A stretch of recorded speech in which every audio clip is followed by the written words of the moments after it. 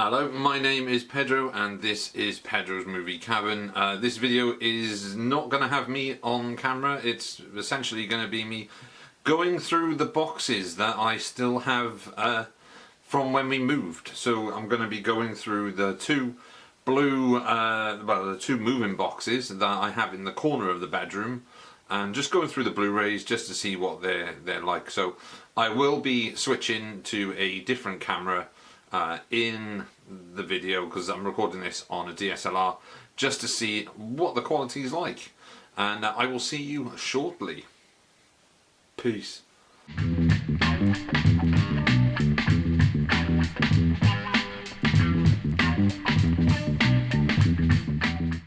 So I don't know how long this video is going to be. I might do it as a two-parter like I did the DVD collection. But this box, and there is another box that are full of Blu-rays that I haven't been able to display.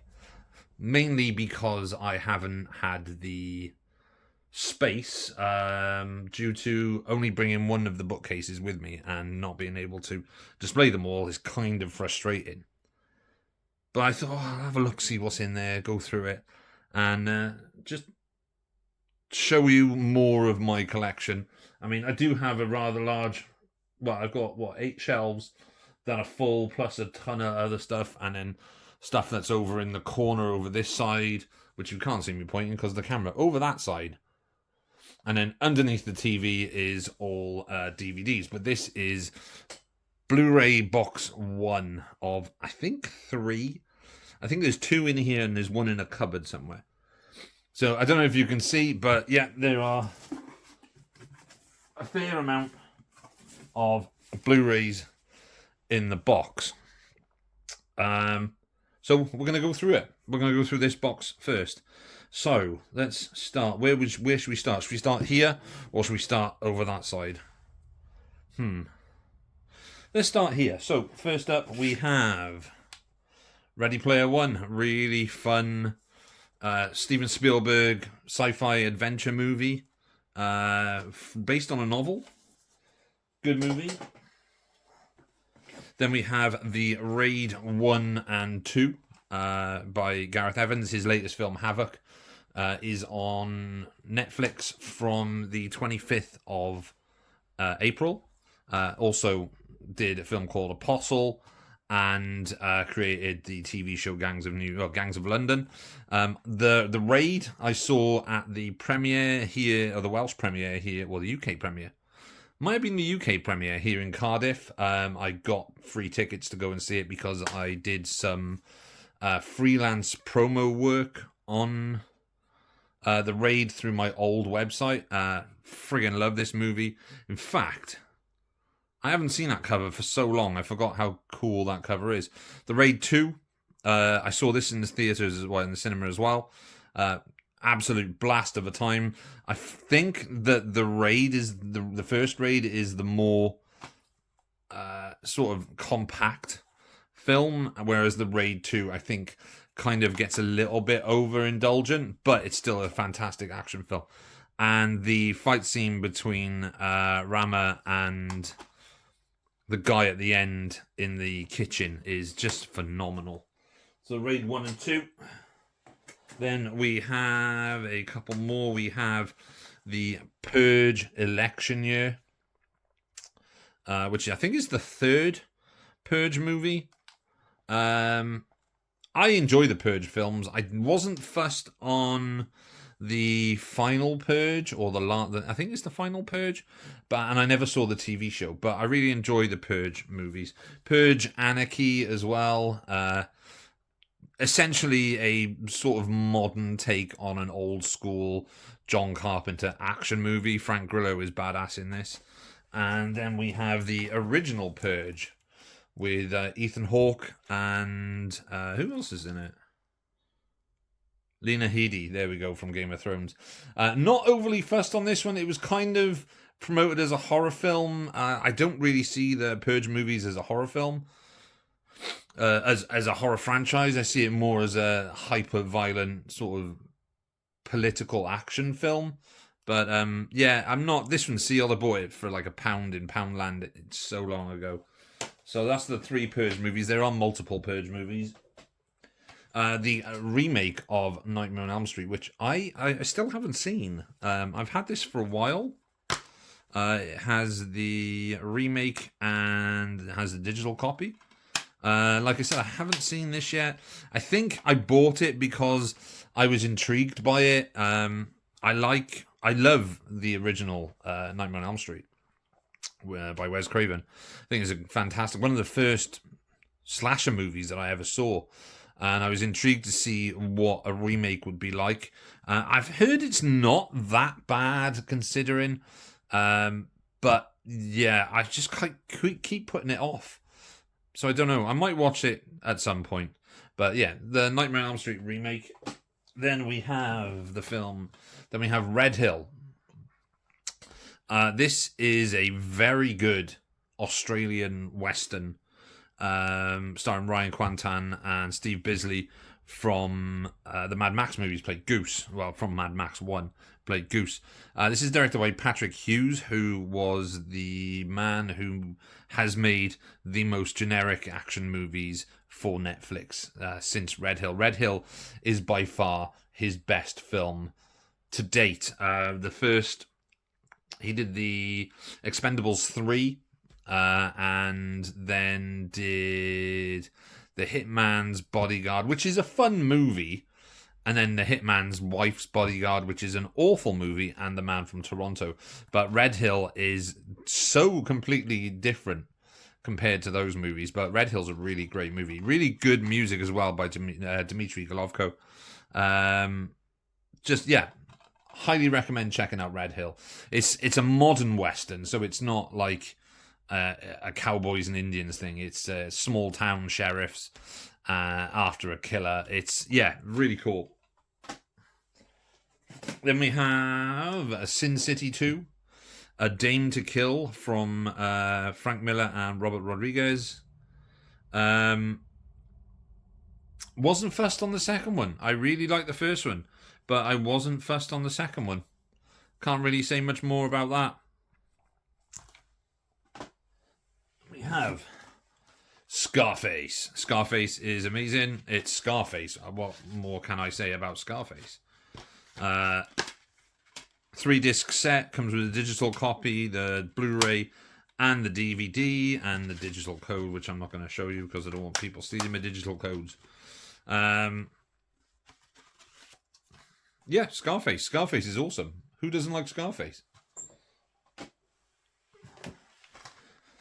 Con Air, one of the best 90s action movies, and one of Nick Cage's best 90s movies that isn't Leaving Las Vegas or Adaptation. Was Adaptation the 90s or was it like 2001? It doesn't really matter. Con Air, it's just amazing. It's got Nicolas Cage playing Cameron Poe, John Malkovich playing Cyrus the Virus Grissom, and John Cusack, who apparently absolutely despised working on this movie. But I really like it. I know a lot of people absolutely adore this film. It's fun, it's action-packed, and pretty decent directing by Simon West. So, yeah. Produced by Jerry Bruckheimer. Bruckheimer. Then we have Here Comes the Boom. Very funny comedy. Probably my favourite Kevin James movie, which is saying a lot because I'm not a huge fan of Kevin James. This one, he put a lot of work in on this one. I think it was his idea to do the film because he's a big UFC fan. It's about a teacher who decides to become a mixed martial arts fighter to save his school's like sports program or some music program, something like that. Salma Hayek's in this as well, and it also has Henry Winkler. It says feel good family fare. It's not really a family film because it is quite violent for a family movie because it is about mixed martial arts. But yeah, I quite like this. Fun movie. Then we have The Predator, written and directed by Shane Black and written by Fred Decker. This movie's not great, sadly. I love Shane Black's stuff. Kiss Kiss Bang Bang, Iron Man 3, his screenplays and scripts for like Last Boy Scout, Longest Goodnight, Die Hard, not Die Hard, the Lethal Weapon movies. Just, yeah, he's a great screenwriter. Maybe he should have written this and not Fred Dekker. But then I have no issues generally with Fred Dekker. He made the Monster Squad and Night of the Creeps. He did kind of balls up his entire career with RoboCop 3, but The Predator seems to be one of those films that suffered massively from studio interference. They completely changed the ending, which was originally meant to be set in daylight. Instead, it's now set at night. But yeah, it's not the best. Next up, The Mechanic, a remake of the Michael Winner 70s action thriller starring Charles Bronson. This is from the director of Con Air, starring Jason Statham and Ben Foster. This is the remake of The Mechanic. Fun movie, good action film. Not Statham's best. It is fun, but it's not Jason Statham's best. There's going to be a lot of Disney films in here as well. So, Brother Bear, really cool 2D animation. Not the best film, to be honest with you, but it is number 43 of the Disney classics, which you will see there are a lot in this box. The optimum release of George Romero's Night of the Living Dead. This is, at the time, this was the best release of Night of the Living Dead. It was also released by Network around about the same time, I think it was, because it's a film that is in the public domain due to a copyright issue that happened with the film back in 1968. Essentially, the film is a public domain movie, which is then available for anyone to basically get their hands on and release. So that's why you see multiple releases of Night of the Living Dead. Like I said, this is the better version. This has a better print than the Network release. But obviously, the definitive edition of Night of the Living Dead is going to be the Criterion release, both the Blu-ray and the 4K. Then we have my favourite Alfred Hitchcock movie, which is North by Northwest. And that's a really difficult one to say, because I love The Birds, and I love Rear Window, and I love Rope as a Alfred Hitchcock film. But North by Northwest, there's something about North by Northwest that's just so inherently cool. There was a video that Guillermo del Toro put out a couple of weeks ago talking about North by Northwest and how he says it's the best pure action movie ever made, which I kind of disagree with, because I wouldn't say it was an action movie. It does have moments of action in it, but by definition, an action movie is a movie along the lines of like Rambo and the Arnold Schwarzenegger stuff from the 80s, not necessarily a chase caper like North by Northwest. But again, like, this film is so good. Alfred Hitchcock's directing is amazing. Cary Grant's performance is fantastic. You've also got James Mason in there. You've got Eva Marie Saint. Just a great, great movie. And yeah, probably my favourite Alfred Hitchcock film. So the 50th anniversary edition. It has since come out on different releases, I believe. I think there is definitely a 4K of this. What am I talking about? Not I believe there's a 4K. There is a 4K. So yeah, North by Northwest. Awesome film. This has still got the stickers on it. This is Tangled. Another fun end of the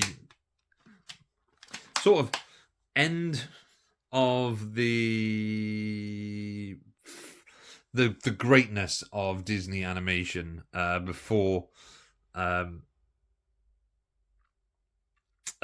Disney Plus took over. Obviously, there are other films in here that came out post this, but this has some really, really great 2D animation just before the CGI animation takes over. But Tangled is really good. It features the voices of Mandy Moore and Zachary Levi, and yeah, funny, good movie. £2.50. Then we have the movie Homefront, written by Sylvester Stallone. I think this is directed by Gary Fleder. There we go. James Franco, massively miscast in this movie, but Jason Statham is great. It also has I was going to say Winona Ryder. It does have Winona Ryder and Kate Bosworth. It's got Rachel Lefevre from the Stephen King series Under the Dome. And obviously Frank Grillo's in this as well, and Clancy Brown. But yeah, good action movie with Jason Statham, written by Sylvester Stallone. Let's move along. Then we have The Quiet Place Part 2. I've never seen either, but there is a reason why I own them. It's because I will watch them at some point. This was really cheap. I picked this up in CEX for like £4, I think it was. So quite glad to have picked that up. The Quiet Place is in here somewhere. Not sure where. But yeah, The Quiet Place. I've heard good things about both those movies. And I watched like the first 20 minutes of Day One. Or was it Day One? The Quiet Place, Day One. Then we have Kingsman, The Secret Service. From Matthew Vaughn, written by Jane Goldman and starring Colin Firth, Samuel Jackson and Michael Caine, but also Taron Egerton and Sophia Boutella. This is the best of the Kingsman movies. They should have stopped at this one and not bothered with the sequel or The King's Man, because neither of those movies have hit the pure, unadulterated enjoyment of watching the first Kingsman movie. And yeah, it's a lot of fun. Then we have The Heat, starring Sandra Bullock and Melissa McCarthy. This movie's quite good. It's quite funny. It's directed by Paul Feig, who is just an absolute whiny little bastard. When he directed the Ghostbusters remake with Melissa McCarthy and Kristen Wiig, and it was unneeded, and all he did was moan then about like the film, about the complaints that the fans had when nobody asked for a remake of Ghostbusters. But The Heat's a fun little action movie. It's very foul-mouthed as well. Next up is 3:10 to Yuma, the remake of the 1950s Western, which I think originally starred Glenn Ford. But this is Russell Crowe and Christian Bale, directed by James Mangold. And also co-stars Ben Foster. Ben Foster is always great in everything. So 3:10 to Yuma, awesome movie. Definitely worth watching. What else have we got? Man? This is 21 Jump Street.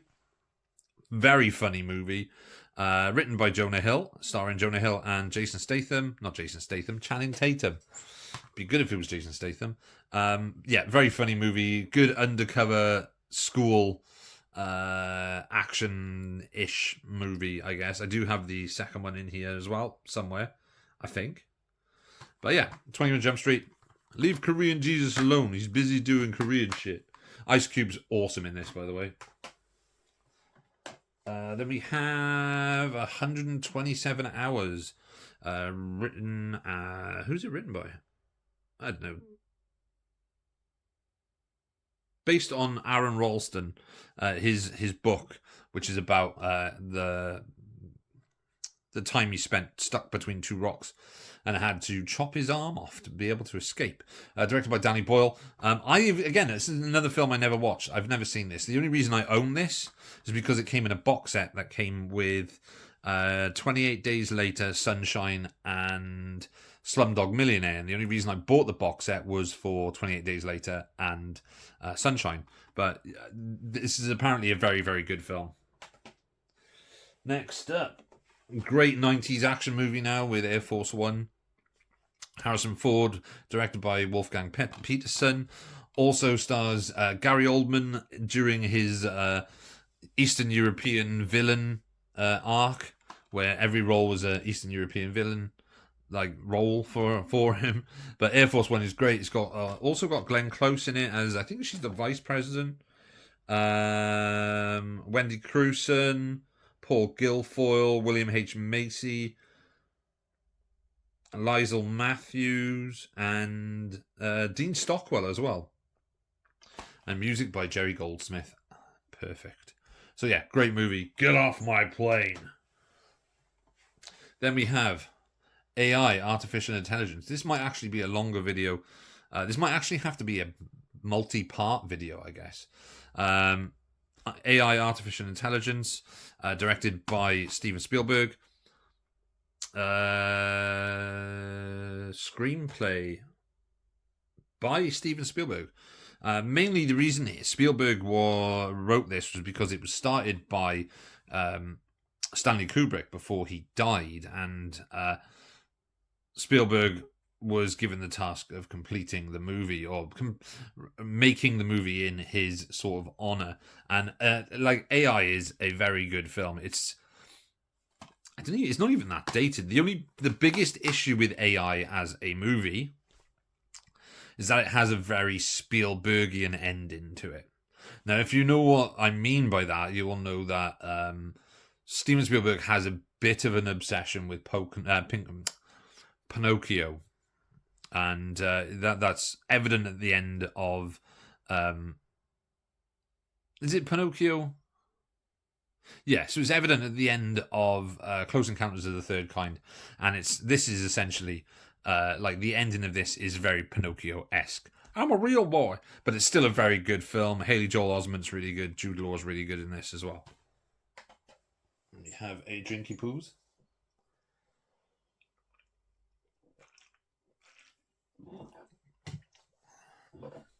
Next up, $4.99 in HMV when you buy any other item. 13 Hours, The Secret Soldiers of Benghazi. This is a good film. This is probably one of Michael Bay's best modern movies, or best non-Transformers movies. This one is a real-life action thriller. Stars John Krasinski and what's his name? He's in the Pacific. James Badgedale, there we go, that's his name. John Krasinski, James Badgedale, Max Martini. It's about the 13 hours that the Benghazi, not military, but they were military CIA contractors, were under siege from what they call them, not terrorists, but I think they were like insurgents and militias and stuff. It's good. It's good. Oh, oops, sorry, people. Then we have two Fast and the Furious movies, being Fast and the Furious 7 and Fast and the Furious 8. I love the Fast and the Furious movies. I did not like Fast and the Furious 9. I thought that was a pile of crap. However, I very much enjoyed Fast and the Furious X, which I do not own because I just haven't got around to picking it up yet. But Fast and the Furious 7 was the last time we saw Paul Walker as Brian in this, due to an unfortunate accident that took his life. And then Fast and the Furious 8 is absolutely bonkers, and it's got Charlize Theron in it. Fast and Furious movies, I quite like them. Then we have still got the stickers on. Look how much that cost, 50p. The Bourne Legacy, which is essentially it's technically the fourth Bourne movie, but also you could say the fifth Bourne movie, because when you think about Bourne, you think of the Bourne Identity, Bourne Supremacy, Bourne Ultimatum, and then Jason Bourne as the four movies that follow the actual Jason Bourne, whereas the Bourne Legacy is set in the same world as Treadstone and everything, and but it has Jeremy Renner as a different character, Aaron Cross. There we go. But I actually really enjoy this. I think it's got some really good action sequences in it. Rachel Weisz is good and Edward Norton's good, but Jeremy Renner kind of holds this film together quite well. And for 50p, why not?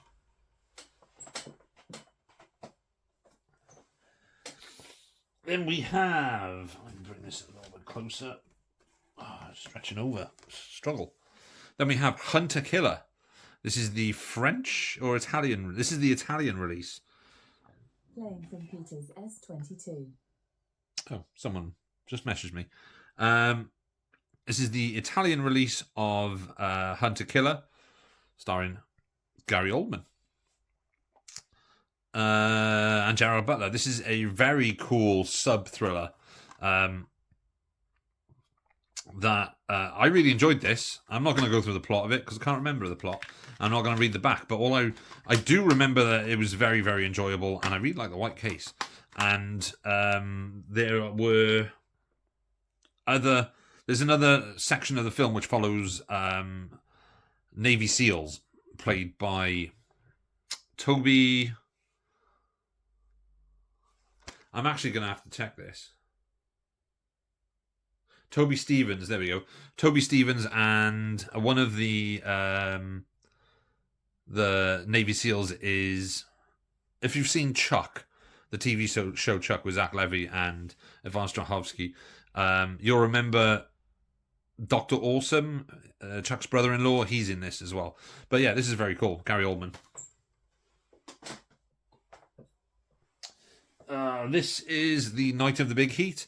This was my previous release of this. I now have the new 88 release of the 88 films release of this. The reason I had to buy another copy is because, I don't know if you can see it, but it's clouded up horrendously, and it's actually made it unwatchable. Which is why it's still in the box. I love this movie, but I prefer to be able to watch it. Really cool. Then we have Live, Die, Repeat. Why couldn't they just make their fucking minds up with this movie? It came out as Edge of Tomorrow, and then it was retitled Live, Die, Repeat, and then it was retitled Live, Die, Repeat, Edge of Tomorrow, and then it was titled Edge of Tomorrow, Live, Die, Repeat. Why they couldn't have just called it All You Need Is Kill, which is the name of the book that it is based on. However, this film is fucking awesome. This is one of the best sci-fi action movies that has come out within the last 25 years. Awesome, awesome, awesome movie. And there is an anime come out of this as well, but from Rita's perspective. Tom Cruise is great in this. The visual effects are fantastic in this. Emily Blunt's really great in this. Doug Liman's direction is spot on. It's one of the last movies that Bill Paxton was in. And it's just a shock that Doug Liman would then go on and make the Roadhouse remake. But Live, Die, Repeat, a.k.a. Edge of Tomorrow, also known as All You Need Is Kill, is incredible and definitely worth checking that out. We're on half an hour already. Wreck-It Ralph. Number 51 in the Disney Classics. Is it Disney Classics? Yes, the Disney Classics collection. Yeah, it's Wreck-It Ralph. What am I going to say? Like I said, there's going to be a lot of Disney films in here because I was trying to collect most of them. So yeah, Wreck-It Ralph. Fun movie. John C. Reilly and Sarah Silverman. Then we have Frozen. Yes, I own Frozen. Why do I own Frozen? Because it's number 52 in the classics, and Frozen's really good. I really want to get Frozen 2. I bought 2. I did not pay £12. Did I? I did not pay £12 for that. When did I pay £12 for that?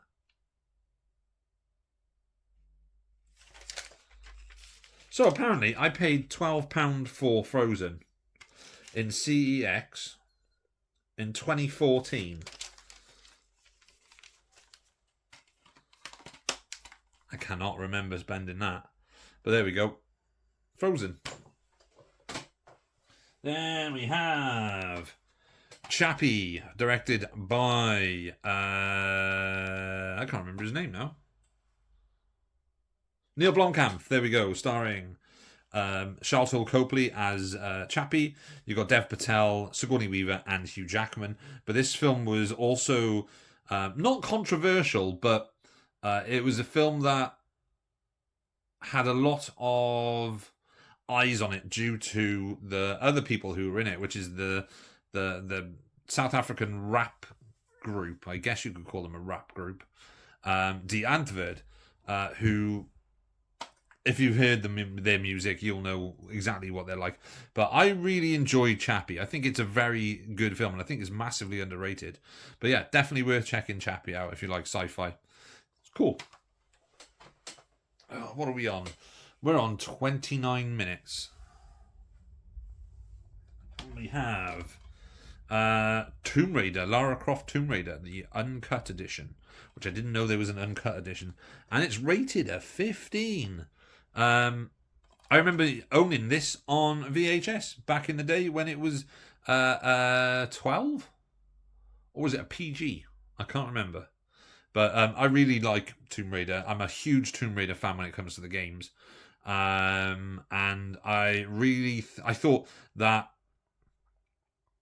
Angelina Jolie was a perfect embodiment of what Lara Croft looked like at the time. I also think that Alicia Vikander's version of Lara Croft is also spectacularly underrated because she is great in that film, and it's a shame that we never got a sequel to that movie. But yeah, this one's pretty cool. This was also directed by Simon West. So Simon West has actually directed quite a lot of decent films. Fun movie, a little bit over the top now. Is this the one with... Yeah, this is the one with Daniel Craig. I think the second one has Gerard Butler in it. But it also has... what's his name? I'll say that a lot. What's his name? Ian Glenn. There we go. Ian Glenn from Game of Thrones, who played Jorah the Explorer, one of the best characters in Game of Thrones. What else have we got? We have Bad Boys 1. I actually already have Bad Boys on the shelf, so on the shelves over there, because I have a Bad Boys 1 and 2 double pack Blu-ray. This is the single one. I owned this years and years and years ago, and I just never got rid of it. So I might be going through this. I might do what people refer to as an anti-haul, which I hate that name. It's not a haul. You can't anti-haul something. You can sell something, but you can't anti-haul something. You can only... I don't know. It's weird. But yeah, if anyone wants a copy of Bad Boys, just message me on Instagram. There we go. My Instagram thing is on my page. What else? What are we... 32 minutes. Okay, sorry. The reason I'm looking at the clock is because I didn't realise how long it would take me to go through this box, and there is another box just over there in the corner. So I might do this in multiple parts, but I'll do it in layers. So I'll finish this top layer, and then we'll do the second layer in another video, and then we'll do the next box. First layer and second layer in a follow-up video for that.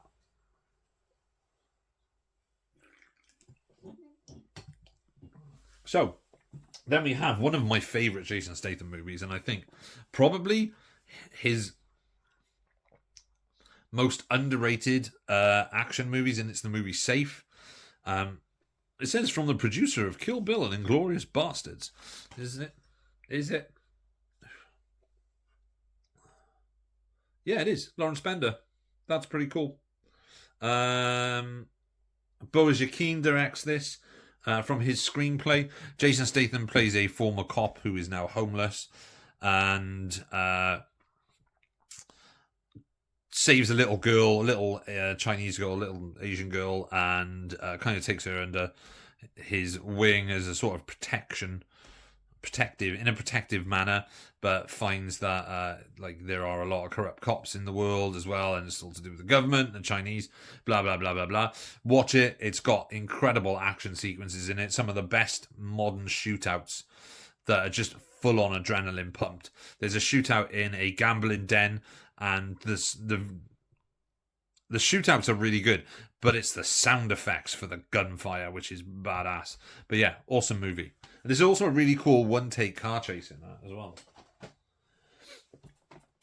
Hugely underrated Disney movie now. Number 42 in the classics is Treasure Planet. at the time, Disney were going through this weird science fiction phase where it was Atlantis, Treasure Planet, and Lilo and Stitch. I think it might be the other way around.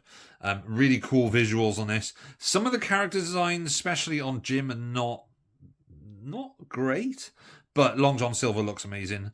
But yeah, this is a really cool science fiction adaptation of a classic novel in 2D animation. Yeah, cool movie. Right, so then we have another Jason Statham movie. I got quite a few Jason Statham films, I didn't realise. Hypertension 1 and 2, if you are unaware of what Hypertension 1 and 2 are. They are Crank 1 and 2, as it stars Jason Statham and Amy Smart. This is the French release. Un homme mort ne sale adrenaline. Yeah, this is the French release of Cranks 1 and 2. If you look inside, you can see Crank 2 is actually the German Blu-ray, and the first one is the French Blu-ray. I don't know, that's a bit weird, but love Crank. Crank movies are amazing. Crank 2 is bonkers, but Crank 1 is a really well-paced action thriller. Then we have Puppet Masters and Deep Rising. Love Deep Rising. I really do enjoy Puppet Masters as well, which had a lot of problems production-wise. Apparently there is a version that is longer and with a different ending, which I don't think we'll ever see the light of day. Treat Williams and Famke Janssen in Deep Rising. Great movie by Stephen Sommers.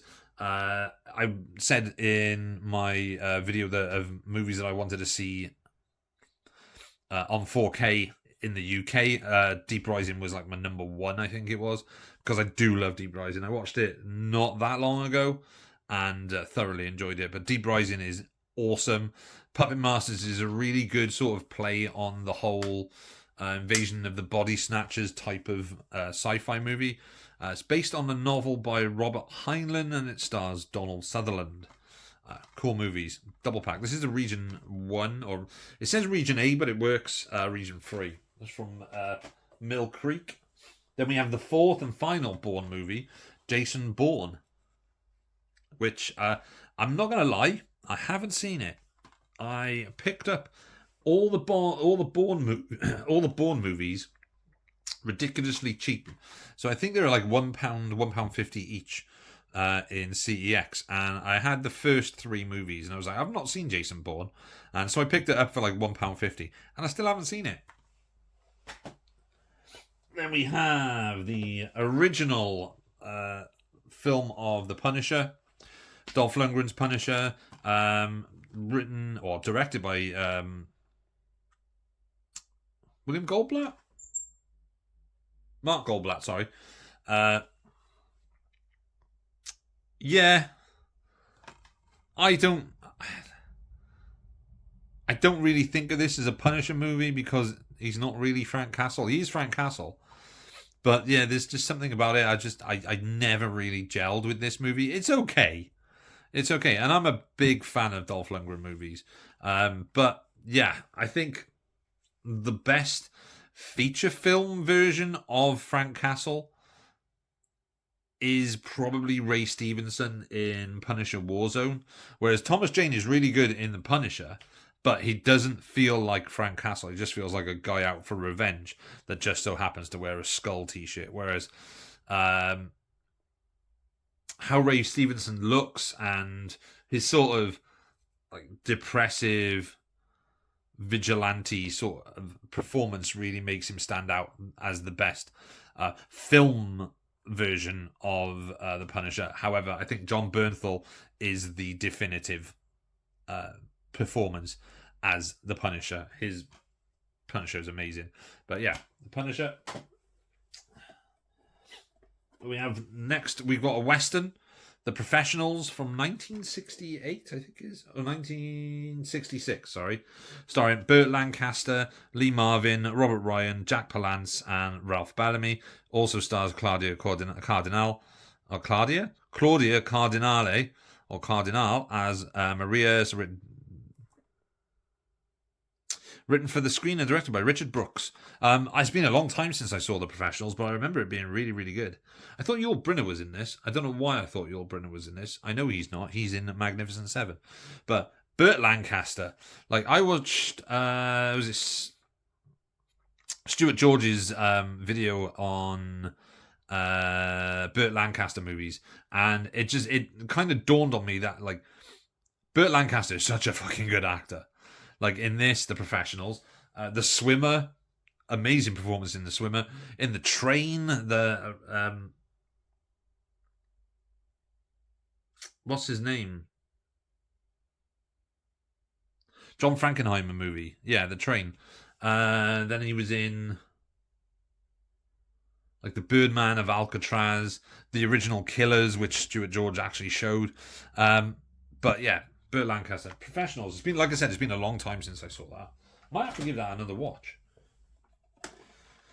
And then another one for cheaps. This is the director's cut of Kingdom of Heaven, Ridley Scott movie from 2007.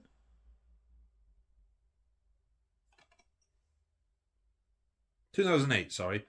Again, I've not seen this, so I think I was just picking up stuff because it was really, really cheap. The reason I picked this version up is because I heard the director's cut is a vast improvement over the theatrical cut. I kind of vaguely remember watching some of the theatrical version and not really enjoying it, but this is 189 minutes long, so I will at some point give this a try. Then we have Moana. The second one has just come out in cinemas. I know it's on Disney Plus. Moana is one of my favourite modern Disney movies. I think the animation is absolutely stunning. The music is really good. I can even look past Dwayne "The Rock" Johnson's annoyingness to enjoy him in this. But yeah, Moana is number 55 in the classics. This might actually be an hour long. I don't know. Then we have the movie Stakeland, which is a really, really great post-apocalyptic vampire movie made by I keep forgetting Jim Mickle. There we go. Jim Mickle also made a film called Cold in July, which is a great 80s set like whodunit thriller crime movie, and started off in horror movies with a film called Mulberry Street, which was about a virus that turned people into rats. It's very cool, very low budget. But yeah, Stakeland is amazing. This is one of the better modern vampire movies. It got a sequel called Stakeland 2, The Stakelander, which wasn't directed by Jim Mickle, but was written by the co-writer of this film and the star of this film, Nick D'Amici, who plays Mister. I watched this, rewatched this a couple of weeks ago because it was on Tubi. Because I knew I had the Blu-ray, but I knew it was all boxed up, so I wasn't sure whether or not I could be bothered, like, going through the box to find it. I didn't realise it was on the top, to be honest. So I just watched it on Tubi. Completely forgot how good this movie was, and yeah, so check out Stakeland. Great modern vampire movie. Then we got Cinderella, the Diamond Edition. Again, this is number 12 of the Disney Classics collection. It's Cinderella. It's a classic. What can I say? Then we have extended action cut of World War Z. Now, this is really, really frustrating, this movie, because there are parts of this movie which I really like, and there are parts of this movie which really frustrate me. And it also frustrates me for the fact that they based this on Max Brooks's fucking amazing novel, which I've read about 4 times, and I've listened to the audiobook multiple times, and they just never followed any of the fucking stories in it. It would have worked better as a series, a 10-part miniseries, or a 10-part event series instead of a movie. I think the wrong director was put in charge of this movie with Mark Forster. Yeah, Mark Forster just should not have been the director of this film. Brad Pitt's pretty good in it, but this film is completely ruined by South Park. Then we have The Presidio, starring Sean Connery and Mark Harmon. This is an Australian Blu-ray, mate. I bought this on eBay for about £3. Good action movies directed by Peter Hyams. Just fun. Mark Harmon, not CSI. What's the other one? NCIS, there we go. And Sean Connery. And I've got 4 left, so I'll do these 4. Terminator Salvation, directed by Muck G, starring Christian Bale and Sam Worthington. A lot of people are going to disagree with me on this, but I think this is probably one of the best Terminator movies that have ever been made. I just think the visuals, the aesthetic is just spot on. I think the action is incredible. The visual effects are amazing. I really, really like the story. Christian Bale is a really good John Connor, although a lot of people will say he's not the best. But I really enjoy this. This is Muck G's, by far, his best movie. Out of every movie that he's directed, including Rim of the World, which I watched and wrote a thing about, Terminator Salvation is his best film. And yes, I think it's better than Terminator 3. But Terminator 2, obviously Terminator 1, are the GOATs of that franchise. Then we have the best Disney Star Wars movie with Rogue One, directed by Gareth Evans. And it is Gareth Evans, isn't it? Gareth Edwards, not Gareth Evans. He directed The Raid. Spawned the best Disney TV show, Star Wars Disney TV show with Andor. But Rogue One, amazing. Like, just such a good movie. Great cast in it. Really good story. And they ended it properly. Rewritten, I guess, or written by Tony Gilroy and Chris Weitz. A lot of the rumours behind the film are that there were a lot of reshoots by Tony Gilroy, and that Gareth Edwards was locked out of the edit process, but apparently that's not the fact from what Gareth Edwards has said. But yeah, Star Wars, Rogue One, A Star Wars Story, is by far the best of the Disney Star Wars movies. Awesome film. Then we have Prometheus. This is the 3D Blu-ray 3-disc collector's edition. I don't have a Blu-ray TV. I wear glasses. I can't wear another pair of glasses on top of a pair of glasses, so I hate 3D. I actually really don't mind Prometheus. I really kind of enjoy it, and I think the cast are great in it, and the way it ends is fantastic.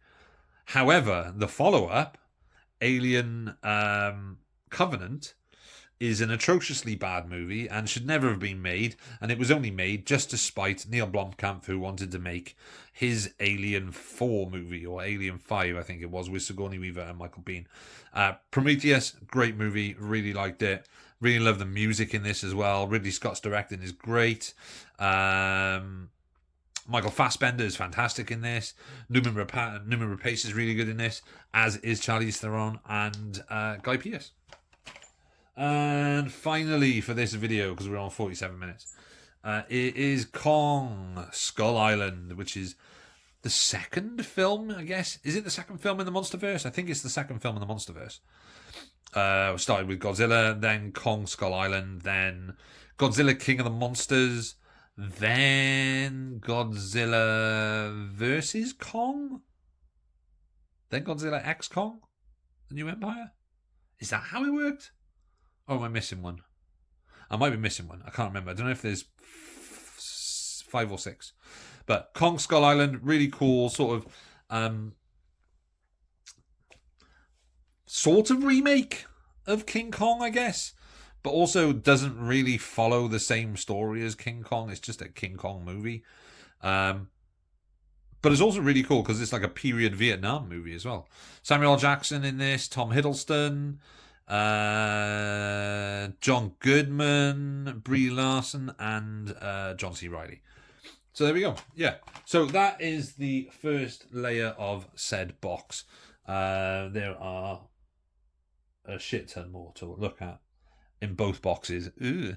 So thank you everyone for watching this video, and I hope you all enjoy enjoy my content. So if you enjoy it, just give me a like if you want.